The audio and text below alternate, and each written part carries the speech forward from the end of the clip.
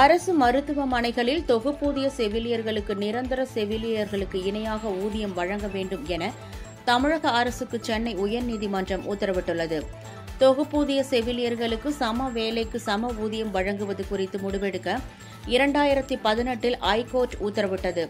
இந்த நிலையில் சென்னை உயர்நீதிமன்றம் 2018 ஆண்டு பிறப்பித்த உத்தரவை தமிழக அரசு அமல்படுத்தவில்லை என்று சென்னை உயர்நீதிமன்றத்தில் நீதிமன்ற அவமதிப்பு வழக்கு தொடரப்பட்டது. இந்த வழக்கை விசாரித்த உயர்நீதிமன்றம் தொகுப்பூதிய செவிலியர்களுக்கு நிரந்தர செவிலியர்களுக்கு இணையாக ஊதியம் வழங்குவது தொடர்பாக கடந்த 2018 ஆண்டு பிறப்பித்த உத்தரவை 3 மாதங்களில் அமல்படுத்த வேண்டும் என உத்தரவிட்டுள்ளது. இந்த உத்தரவை அமல்படுத்தாவிட்டால் நீதிமன்ற அவமதிப்பு வழக்கு மீண்டும் விசாரணைக்கு எடுக்கப்படும் என தமிழக அரசிற்கு சென்னை உயர்நீதிமன்றம் தெரிவித்துள்ளது.